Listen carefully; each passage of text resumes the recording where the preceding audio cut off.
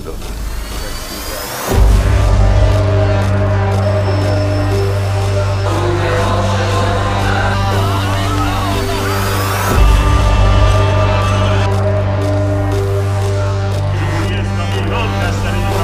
Tehran में तालिकानी street और यहाँ पहुंचे हैं हजारों लोग।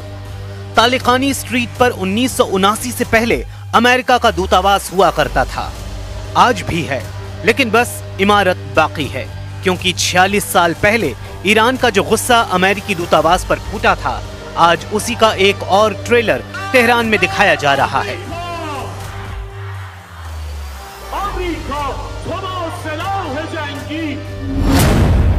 ईरान ने बता दिया है कि उसका दुश्मन नंबर 1 कौन है, वो अमेरिका या फिर इजराइल है।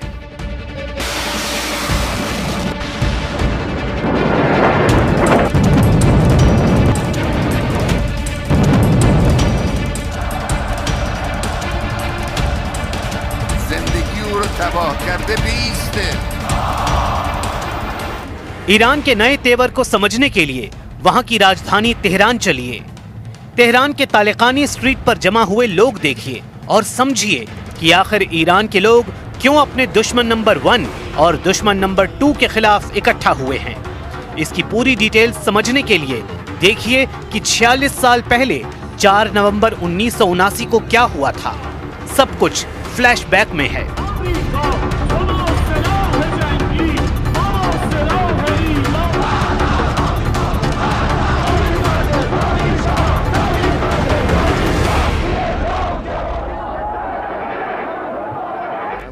با ایران با همکاری و کمک به رژیم صهیونی ملعون سازگار نیست.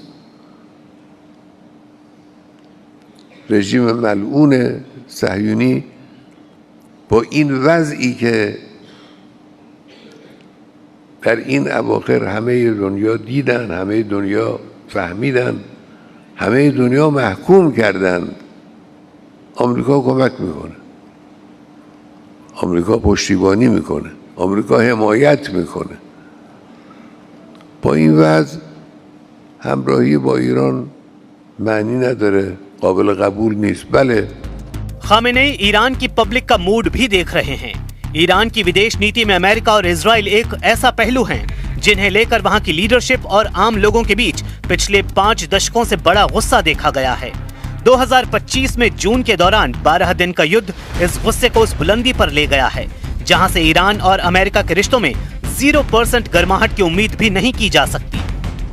چنانچه به کلی پشتیبانی از رژیم صهیونیستی رو کنار بگذاره، پایگاه نظامیش رو از اینجا جمع کنه، دخالت در این منطقه نداشته باشه، اون وقت میشه بررسی کرد مسائل رو. مال حالا نیست، مال آینده نزدیک هم نیست.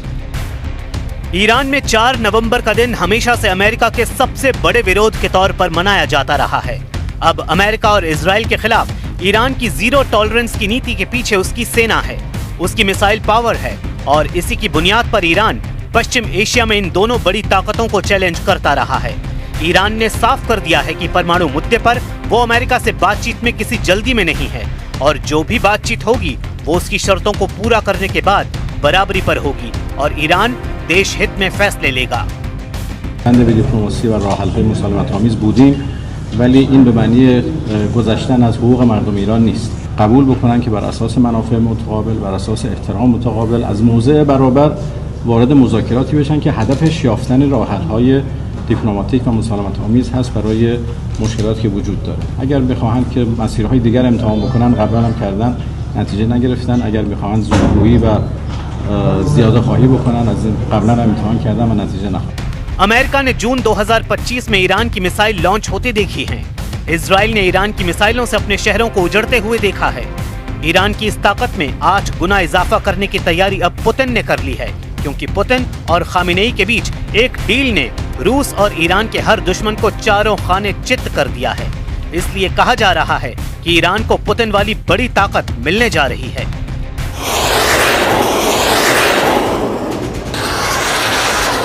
ये खबर इसलिए भी बहुत बड़ी है क्योंकि जिस वक्त ईरान की मिसाइलों का खौफ पूरे इजराइल में फैला हुआ है, जब ईरान के परमाणु कार्यक्रम की टेंशन में पूरा व्हाइट हाउस घिरा हुआ है, तब पुतिन और खामेनेई की परमाणु डील ने ट्रंप और नेतन्याहू को बुरी तरह डरा दिया है।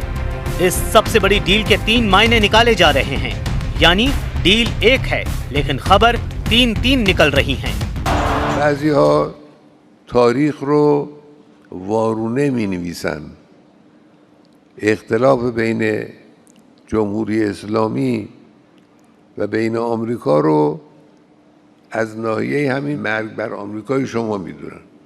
این ساده لوحیه. کسی خیال کنه که چون یه ملتی شعار میده مرگ بر آمریکا بنابراین اون دشمن هم مثلا اینجور دشمنی میکنه. نه، شعار مرگ بر آمریکا اونچنان مسئله مهمی نیستش که آمریکایی ها به خاطر او با ایران مخالفت کنن، مقابله کنن، معارضه کنن. खामेनेई और उनके कमांडरों का रुख देखकर साफ लग रहा है कि ना अमेरिका ना ही इजराइल के लिए ईरान से निपटना आसान होने वाला है, क्योंकि एक तरफ रूस से भारी समर्थन मिलने के बाद ईरान लगातार अमेरिका को आंख दिखा रहा है, तो दूसरी तरफ इजराइल के लिए उसने अपनी नई मिसाइल तैयार करके रखी हुई है।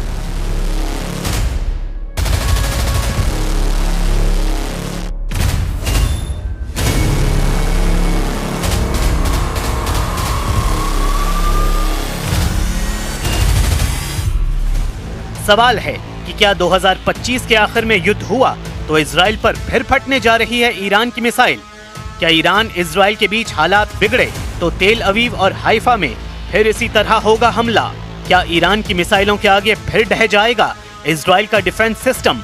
इजराइल पर ईरान के हमले को लेकर लगातार ईरान के कमांडर चेतावनी दे रहे हैं। मेजर जनरल मोहम्मद पाकपूर को मेजर जनरल हुसैन सलामी की मौत के बाद IRGC का कमांडर बनाया गया है। मेजर जनरल हुसैन सलामी की मौत 13 जून को इजराइल के हमले में हुई थी और उसके बाद से पाकपूर IRGC की कमान संभाल रहे हैं। इजराइल के खिलाफ 12 दिन तक मिसाइल अटैक करने के बाद जब युद्ध विराम हुआ तो मेजर जनरल पाकपूर ने क्या कहा था, बहुत गौर से देखिए। ईरान की मिसाइल लगातार लॉन्च पैड पर तैयार है। कमांडर पाकपूर ने बहुत साफ साफ कहा कि हमारी उंगली मिसाइलों के ट्रिगर पर है और खामेनेई से भी उन्हें सिग्नल मिल चुका है कि इस बार इजराइल ने हमला किया तो कोई रहम ना दिखाया जाए। इजराइल की नई टेंशन ये है कि ईरान का दावा है कि उसने अभी तक अपनी सबसे खतरनाक मिसाइलों को इस्तेमाल नहीं किया है, लेकिन ईरान से युद्ध को लेकर अमेरिका और इजराइल से लगातार नए नए सिग्नल मिलने लगे हैं। इजराइल पर हुए हमलों में जिन मिसाइलों ने तबाही मचाई है उनकी लिस्ट देख लीजिए, क्योंकि यही अब तक नेतन्याहू के लिए मिसाइलों को लेकर ईरान की तरफ से ऐसी वार्निंग इसलिए दी जा रही है क्योंकि नेतन्याहू और ट्रंप का रुख ईरान को लेकर काफी सख्त देखा जा रहा है। If you look at the Middle East, I would say prior to us hitting Iran so hard, we could have never made that deal because you would have had a dark cloud over the Middle East when we took out their nuclear capability, which was one of the great military maneuvers of all time. It was flawless. You saw that. Trump और Netanyahu दोनों जानते हैं कि Israel पर Iran की जितनी missile गिरी, ऐसे हर धमाके ने इजराइल के मिसाइल डिफेंस सिस्टम का पुर्जा ढीला कर दिया।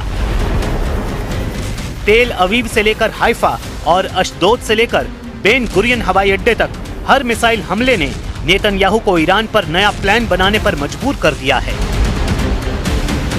यही वजह है कि नेतन्याहू ने ईरान को घेरने के लिए अब नई तिकड़म लगाई है। नेतन्याहू कह चुके हैं कि ईरान के मिसाइल कार्यक्रम पर रोक लगनी चाहिए और उसे 480 किलोमीटर से ज्यादा रेंज की मिसाइल नहीं बनाने दिया जाए।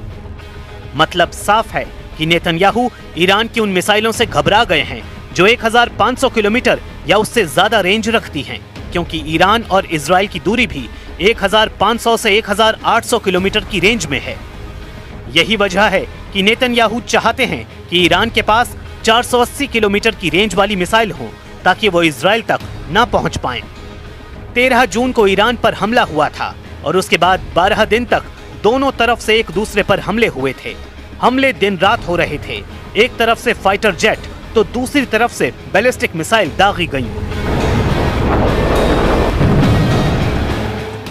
एक तरफ नेतन्याहू ने कमान संभाली जिसमें अमेरिका से भी पूरी मदद थी, तो दूसरी तरफ ईरान के सर्वोच्च नेता अली खामेनेई ने मोर्चा संभाला और तमाम मिलिट्री लीडरशिप खत्म होने के बाद फौरन सेना की कमान नए कमांडरों के हाथों में दी और फिर 12 दिनों तक ईरान ने बता दिया कि इजराइल की शुरुआती स्ट्राइक के बाद उसकी मिसाइल पावर बरकरार है।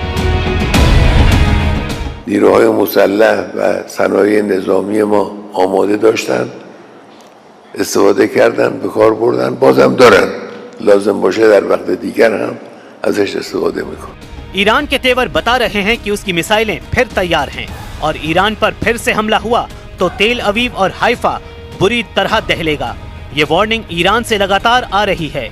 ईरान के बड़े बड़े जनरल लगातार इजराइल को वार्निंग दे रहे हैं। ईरान बार बार ये दावा कर रहा है कि उसने 12 दिन के युद्ध में अब तक अपनी पूरी ताकत का इस्तेमाल नहीं किया है और न ही अपनी नौसेना और IRGC की कुद्स फोर्स को तैनात किया है। और अगर ईरान पर दोबारा युद्ध थोपा गया तो इसका नतीजा इजराइल की संपूर्ण तबाही होगा।